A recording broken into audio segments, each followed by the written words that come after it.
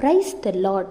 நம்ம இந்த உலகத்தில் என்னென்னமோ பாவமான காரியங்களை குறித்து இது பாவம், இது தவறு, இது சரி அப்படின்னு நிறைய காரியங்களை பேசுகிறோம்.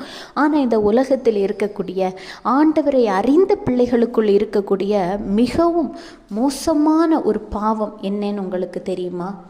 1 கொரிந்தியர் 6:20, கிரயத்துக்கு கொல்லப்பட்டீர்களே, ஆகையால் தேவனுக்கு உடையவைகளாகிய உங்கள் சரீரத்தினாலும் உங்கள் ஆவியினாலும் தேவனை மகிமைப்படுத்துங்கள்.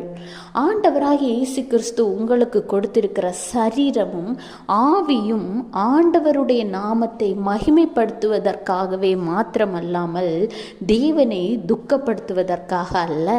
இந்த காலத்தில் நிறைய ஆண்களிடம் கேட்டால், நிறைய பெண்களிடம் விசாரிக்கும் பொழுது, என்னுடைய கணவன், என்னுடைய மனைவி தன்னுடைய சரீரத்தினால் பாவம் செய்து கொண்டிருக்கிறார்கள், என்னுடைய பிள்ளைகள் நாங்கள் அறியவில்லை என நினைத்து தங்கள் சரீரத்தினால் பாவத்தை செய்து கொண்டிருக்கிறார்கள் என்று சொல்கிறார்கள்.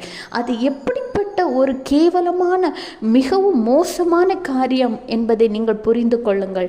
சரீரம் என்பது பரிசுத்தமானது. அது ஆண்டவருடைய சரீரத்தை போல நீங்கள் பாதுகாக்க வேண்டும். உங்களுடைய ஆவியும் பரிசுத்தமானது. ஆவியில் கெட்ட எண்ணங்கள், கெட்ட செயல்கள், ஒரு நபரை பார்த்தால் கெட்ட எண்ணத்தோடு பார்ப்பது, கெட்ட சிந்தனைகள், இவை எல்லாம் ஆண்டவரை துக்கப்படுத்துகிறது.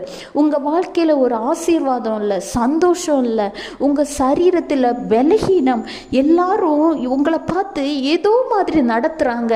ஏண்டா இந்த உலகத்தில் வாழ்கிறோம், இப்படிப்பட்ட பல எண்ணங்கள் உங்களுக்கு உண்டாகியுமே இருக்குமே. ஆனால் அவை எல்லாவற்றிற்கும் காரணம் நீங்கள் தீட்டுப்படுத்தி கொண்டிருக்கிற உங்கள் சரீரமும் ஆவியும் தான்.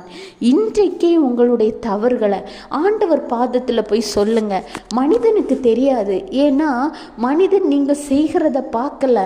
ஆனால் ஆண்டவர் எல்லாவற்றையும் பார்த்து கொண்டிருக்கிறார். ஆனாலும் அவர் உங்களை மன்னித்து ஏற்றுக்கொள்கிற தேவனாய் இருக்கிறார். அவர் உங்களை பரிசுத்தப்படுத்துவார்.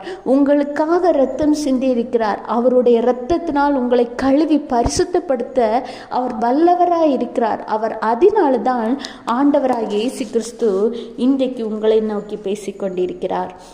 ஆண்டவரிடம் மன்னிப்பு கேளுங்க.